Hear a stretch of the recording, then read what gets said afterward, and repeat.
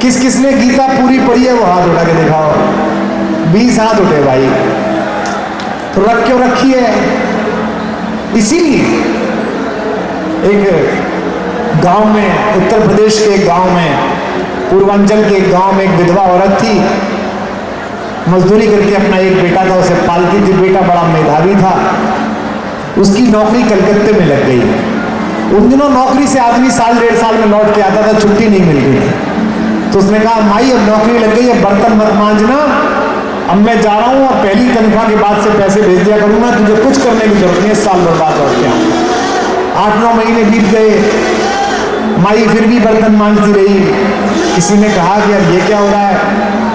एक किसी भले मानुष ने भैया जैसे लोगों ने जाके कहा कि अम्मा तेरा लड़का तो बहुत निकम्मा निकला, पैसे भेजता है? भैया पैसे तो नहीं भेजता। कोई खबर? बोले नहीं। कोई चिट्ठी? बोले हाँ कुछ भेजा है, रंगीन से कागज भेजा, मैंने टांग दी है। अंदर गए तो रंगीन से कागज टंगे गए। तब देखा इन्होंने, चूंकि वो बेपड़ी लिखी औरत थी, कि 1000-1000 रुपए के ड्राफ्ट लटके हुए। उन दिनों 1000 रुपए 10 लाख के बराबर होते थे। बेचारा 1200 में से 1000 माँ को भेज रहा था। अगली जो बात कह रहा हूं उसका गुस्सा मेरे अंदर, अपने अंदर भी हो तो बताना। सनातनियों, तुम्हारी और मेरी स्थिति ऐसी है कि हमारे घर में करोड़ों रुपए के, अरबों रुपए के मूल्यों से भी अधिक धर्म ग्रंथ पड़े हुए हैं और हम पश्चिम की रील में अपना सुख तलाश रहे हैं कि यहां से ज्ञान मिल जाएगा, यहां से मोटिवेशन मिल जाएगा। हिंदी की फिल्मों से कमाई करने वाले किसी भी अभिनेता का इंटरव्यू देख लो आप, किसी भी इंटरव्यू देख लो, किसी हीरोइन का, किसी हीरो का इंटरव्यू देख लो, चाहे हरियाणा में पैदा हुआ हो। एक लड़का यहां का भी आजकल हीरो, उससे पूछो कि आपके जीवन की सबसे फेवरेट किताब कौन सी है?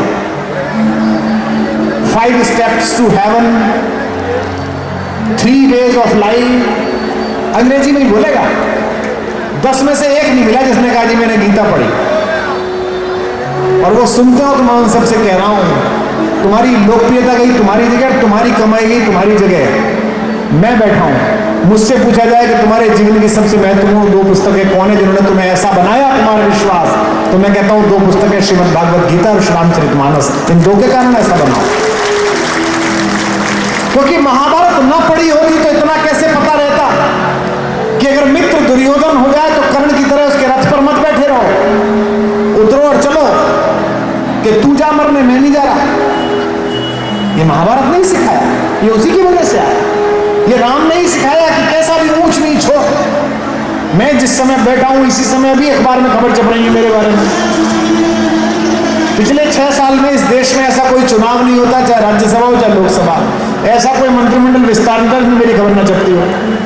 आ गए, पहुंच गए, लड़ लिए, चलती रहती। और मैं इससे तटस्थ रहता हूं, आनंद में रहता हूं। जो काम मिलेगा उसे करने की इच्छा है, लेकिन जो काम मिला हुआ है वो सबसे अच्छा है, वो भगवान का काम है, ईश्वर का काम है। कविता लिखना, गाना, आपसे चर्चा करना।